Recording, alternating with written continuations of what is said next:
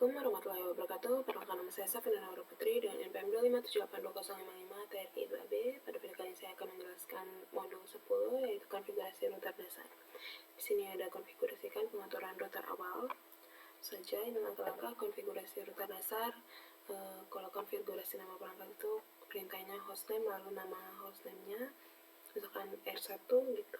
Terus ini masuk mode istimewa itu bisa enable secret lalu passwordnya. Terus kalau mau masuk mode exit pengguna itu bisa line console no, terus habis itu password lalu si passwordnya terus login. Dan kalau misalkan akses telnet atau SSH jarak jauh bisa line VTY terus habis itu password terus siap passwordnya lalu login terus transport import. Terus kalau misalkan mau menekan semua kata sandi dalam file konfigurasi bisa exit dari si config line lalu service password and encryption. Terus disitu pemberitahuan hukum itu bisa banner method terus si pemberitahuannya. Lalu kalau mau ke simpan konfigurasi ini kita keluar dulu nih, ending si config ini terminalnya lalu copy running config startup config.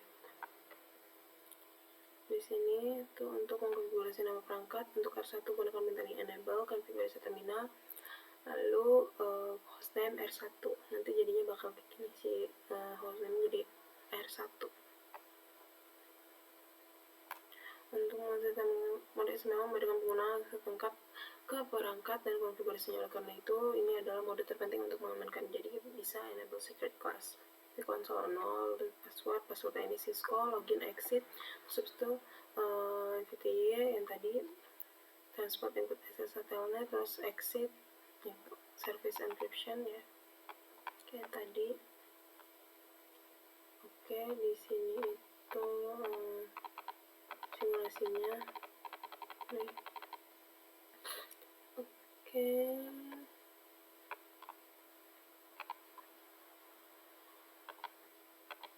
kita lanjut ke ini konfigurasi interface atau bentuk muka. Di sini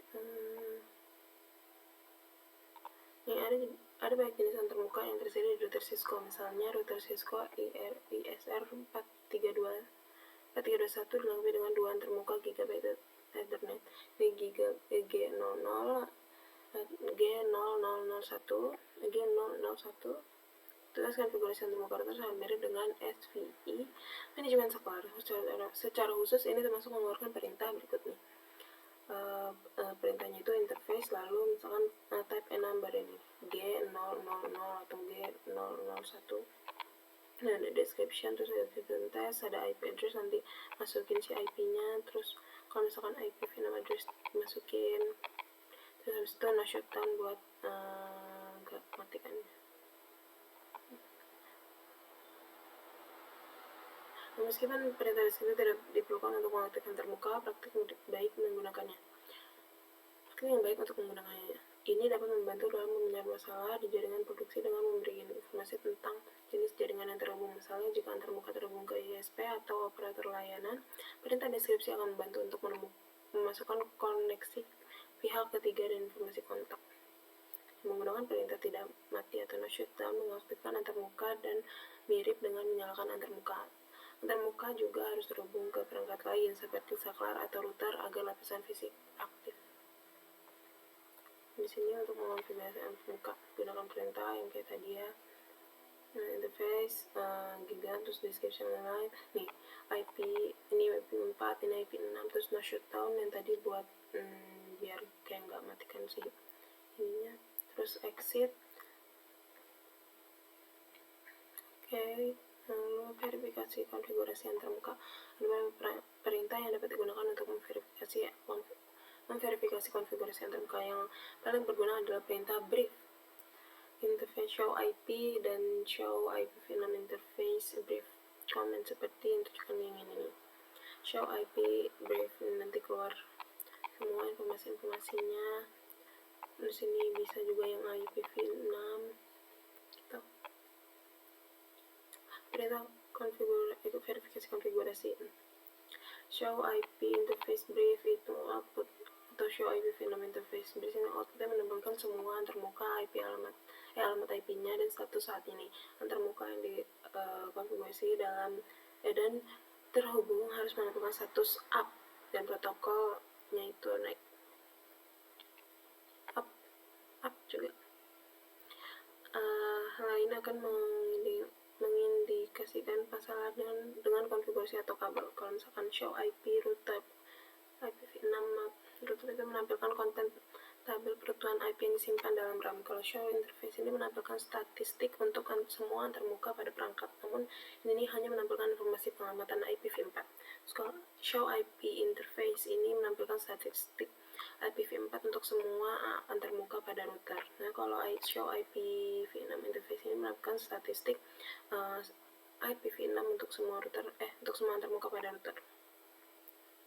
Oke, ini nih.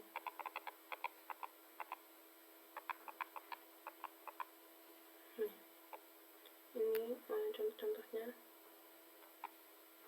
Bisa mengenal gitu ya. Oke, lanjut.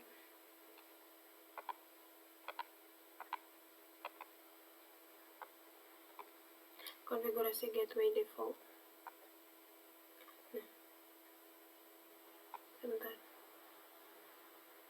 Jika jaringan lokal Anda hanya memiliki satu router, itu akan menjadi router gateway dan semua host serta saklar jaringan Anda harus dikonfigurasi dengan informasi ini.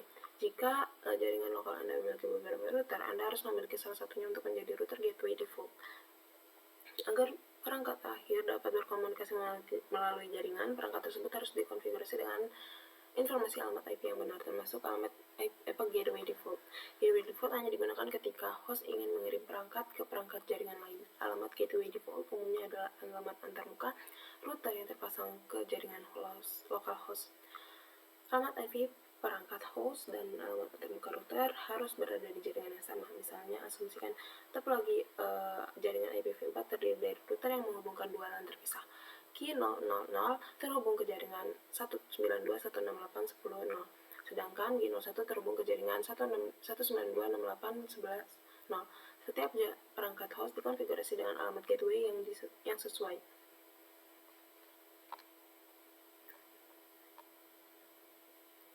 Di sini gateway default pada saklar.